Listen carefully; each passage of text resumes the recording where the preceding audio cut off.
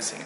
You may be like many of our readers who may be confused, maybe even a little concerned about the new migration laws here in Ecuador. So we've come to the founder of GRINGOIVISAS, Maite Duran. She is the expert when it comes to getting it done for your visas.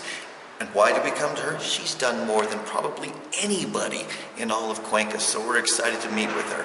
Why don't you come on with me? Fantastic.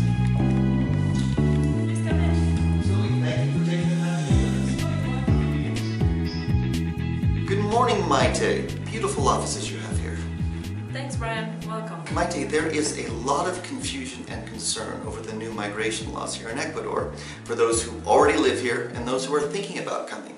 What can you tell us about those?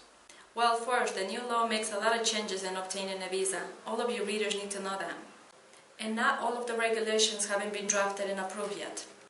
By June, we should have all of the new regulations. In the meantime, we're meeting with immigration officers almost every day in Azogues for information.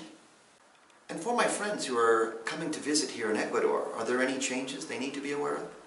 No, it's the same as before. You still get a 90-day visa and you don't need health insurance as of now.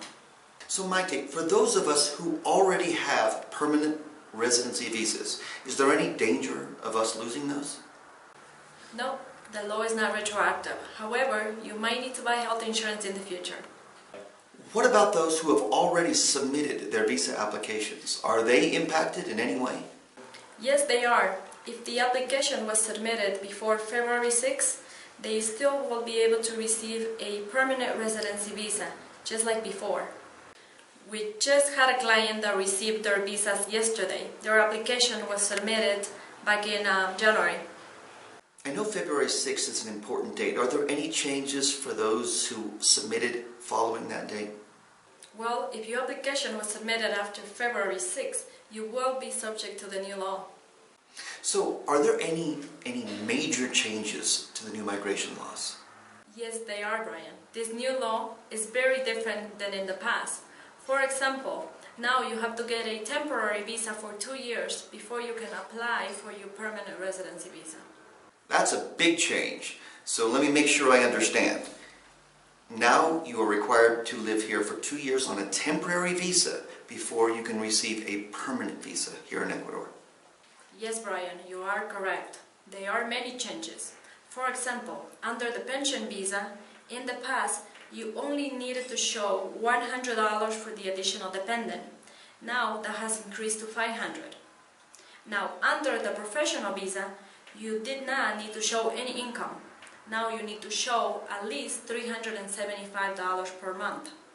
And for the CD visa, we have information that is going to increase from $25,000 to $30,000. Maite, this sounds very complicated to me. Yes, it is, Brian. Please remind your readers that all situations are different. It's best to come in for a free consultation. Maite, thank you so very much for your time. We will definitely come back by and see you as more information is available.